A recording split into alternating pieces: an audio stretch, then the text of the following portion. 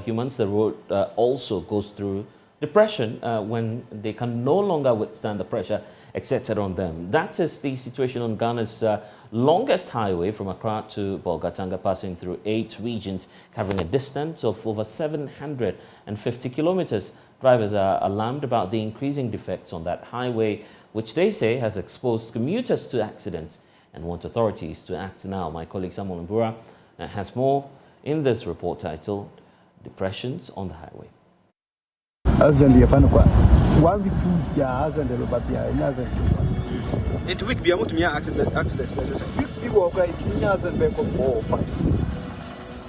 Many portions of Ghana's roads are divided into 2 mountains with valleys in between.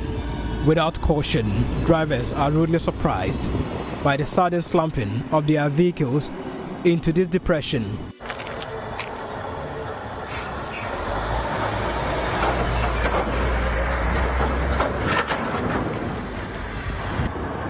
Failure to firmly grip the steering wheels would mean losing control and possibly a fatal accident.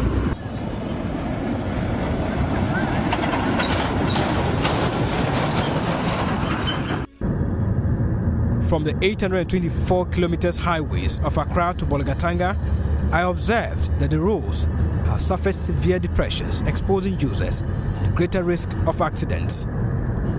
But what has accounted for these defects on the road? Civil engineer and roads construction consultant, Engineer Abdullah Mahama, explains why. Depression in road is like having an uneven settlement, like a road that is supposed to go for, let's say, a certain level, suddenly sees a drop in the level. This comes about as a result of several factors. One, it may be as a result of unsuitable material. In this case, maybe a made-up soil or a material whose properties are less than what is needed. Regardless of the deadly nature, there are no notices to drivers about these depressions for incoming vehicles to take note and reduce speed. It can only take regular drivers who have memorized portions of the road with depressions and slow down, lest they abruptly fall into the sunken parts of the road. On the Kintampo-Techiman Highway, for instance, I chanced on a Kia truck being towed away after it lost control and hit some electrical poles on the shoulders of the road.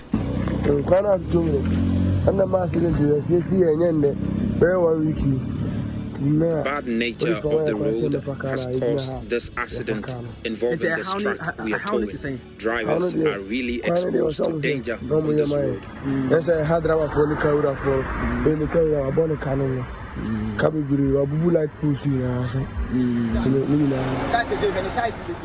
Kofi Ken says he has been driving for over 25 years, plies the Kintampo-Techiman stretch on a daily basis. He is worried about the dangers drivers are exposed to because of the poor nature of the road. Ken wants authorities to quickly address the death trap. And so do not want to go. Also, Niama, it me balance my heading with me to form. Balance to do those drivers who are not regular on this road, they easily bump into the sunken parts of the road, which sometimes lead to fatal accidents. It's a situation that really needs to be fixed.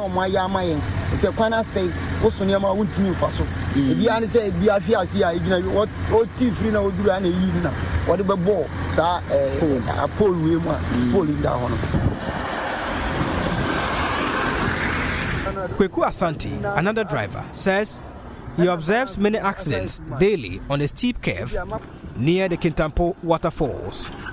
Many drivers who are new to the stretch suddenly crashed into depressions, lose control, and then crash their vehicles.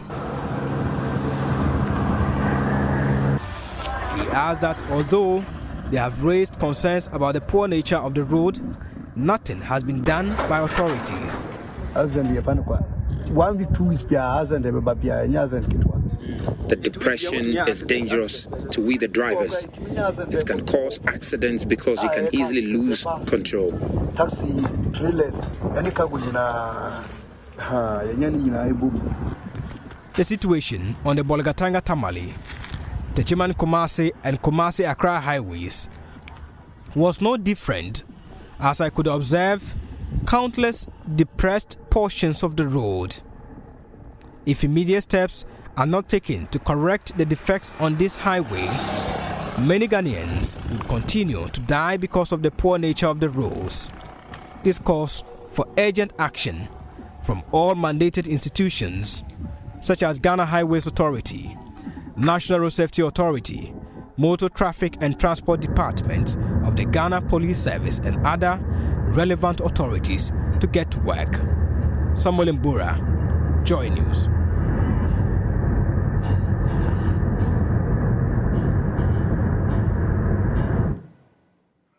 Well, let's sustain the campaign. Abdullahi Mahama is a civil engineer and construction consultant.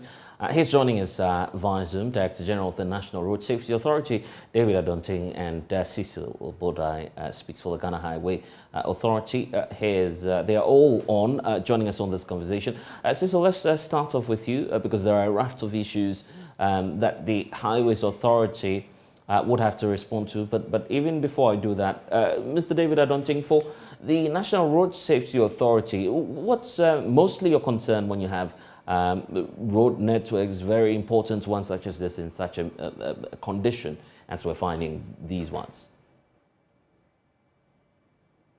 Afternoon to you and then to cherished listeners. Indeed, as we are all aware, if you talk about road safety, then we are talking about the road. Indeed, without the road, there wouldn't be a road safety. So road infrastructure is a very, very key component of the entire process of ensuring that one is safe when you become a road user. In every situation, whichever endeavor you find yourself in there, you will have to use the road. Even if you are flying, at one point in time, everybody will become a road user. Now, the road, the nature of it is said that it is designed by the engineers. They put in place all the necessary mechanisms to ensure that once you use it, you can travel safely from one place to the other. It has to do with the alignment. It has to do with the roadway itself, with all the safety appurtenances, talking about the road signs, the line markings, the footbridges, the walkways, the drainage. All these things are very, very, very key when it comes to using the road safely. Then, if any of them is basic within the standard of road infrastructure delivery, then it means you are creating a gap. What it means is that the road must be well designed. You must see far. You must get into curves and be able to maneuver to safety. You must be able to traverse a hill or a terrain where you will call it a hill or a mountain. In that case, the gradients and all that must be well designed for a road user to be able to use it very safely. Now, one thing that comes to mind, I think, to a safer road or a good road, as we always think of, is the surface. People judge the road by the surface, when it is smooth, it's asphalted, or it's bituminous surface. Then they see that, oh, this is a good road. But from the road safety perspective, a good road or a safe road is that one that has all the necessary safety facilities. You can see it at night. You can run through. You can traverse the road where you would not have conflicts with others. Now, what we see in most cases currently is that we have a couple of the road network where you don't find most of these facilities that we want to see. Some of them, the line markings are faded. Others, the signage, these are not there for some reason or the other. And then you also come across some pothole roads. It is this pothole that usually people see and they term it as a bad road. But you can have the potholes, at the same time, depending on how you use the road, you can either be safe or not be safe. But indeed, roads that are potholes cannot be said to be very good roads. So it has so many safety implications. I think that much as we are trying to get our roads safer, we have a little gap. But I know that our good friends from the Ghana Highway Authority, Department of Urban Roads and Feeder Roads are also constantly maintaining the roads to a standard where all of us will use it safely to our various destinations and back. At the moment, I must say that all the roads that are coming up appear to have all these safety facilities. But the new roads that are being developed now, we have taken into consideration all the safety features. And so the National Road Safety Authority in particular is involved in the design all the way from the planning through the design stage to construction. There are site meetings that we all visit, we share our opinions, and so our opinions are also respected, and the road agencies do as much as possible to provide all the comments, the answers to the comments that we raise. There are a couple of roads that are coming up that I think that you will see in the very near future how our new roads have been transformed from the past to current. We are now ensuring, working with the road agencies, to now institute what we call road safety audit. With a road safety audit, it is just like auditing a bank or auditing a financial system. We use the road safety eye, collaborate with the engineers, and pick all the bits and pieces that we know in the near future could create problems for us right from the design stage. Now, once we see the design stage, because the principle is that it is easier to erase a line through the design than wait until the road is constructed and then it becomes some huge task by breaking concrete and bitumen and so on. So we start all the way from the beginning, looking at the planning stage, the design stage. We share opinions and ideas as regards the use of the road, the width, all the facilities, the use by pedestrians, intersections, footbridges, and all these things are now considered as part of the design of the road. And so we are constantly engaging the engineers, and I think that moving forward, we may see better roads in the country than perhaps we see in the past. We saw in the past that we see now. Engineer Adontin, thank you for joining us here on the Pulse. Let me bring in Engineer Mahama. So you've heard the Acting Director General of the National Road Safety Authority. I'm just wondering what's going through your mind now, having watched the report, and how continuously drivers are complaining about the state of that network. I'm sure you've even used it before, correct? Yeah, good afternoon. I can hardly hear. If you can raise the voice. I was just, finding out from you if you've used this stretch, the Accra Bolgatanga stretch before, the incessant complaints we're seeing now, and from your point of view, what we could be doing to make it much more safer for commuters. The Bolgatanga road, unfortunately, I'm not having a TV where I am currently, but because I've been part of your documentary from day one, I have a fair idea what is happening. But the Bolgatanga road, it's not the only road that has some of these problems. It is scattered across the country, and just that side is pronounced. That's why it's coming to the attention of the media to actually highlight it for discussion.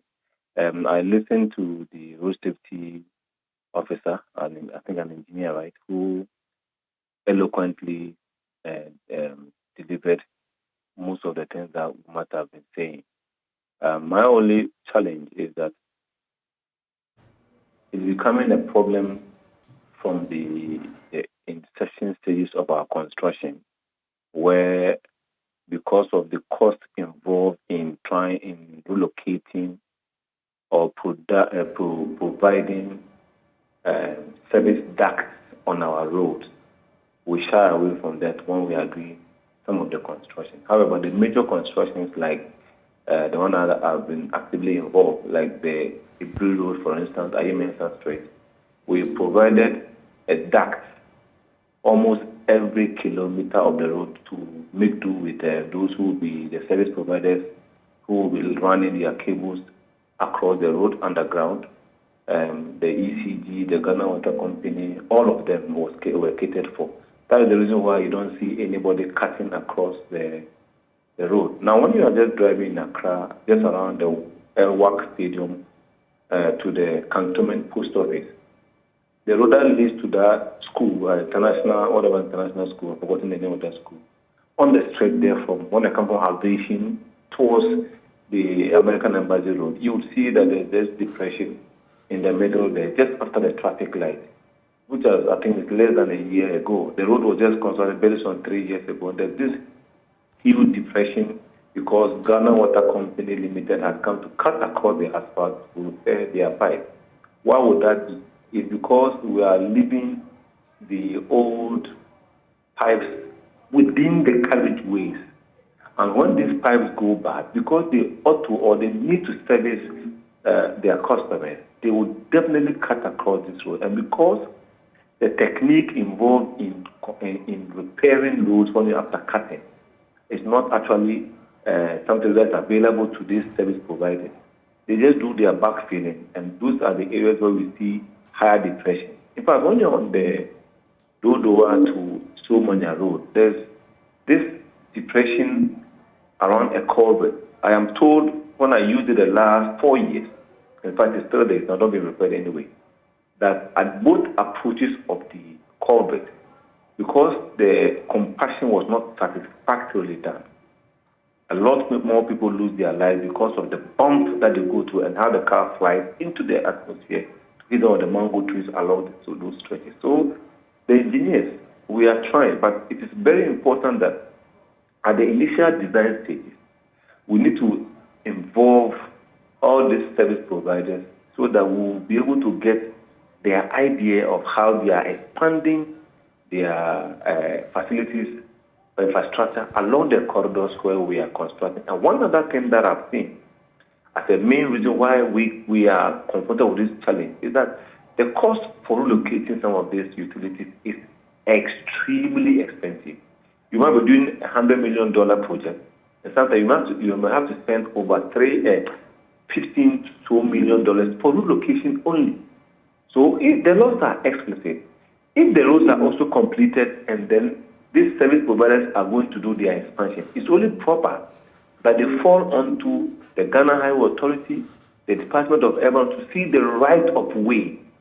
Once the right of way is actually articulated or established, they will now go beyond or the outskirts of the right of way to do their labor, their cabling. Otherwise, anytime government intends to do renovation or reconstruction of this road and they need to expand the road, they are confronted with this challenge, and it's a hindrance to the elongation or the length that government would have otherwise constructed if this is actually not taken out of the road carriageway.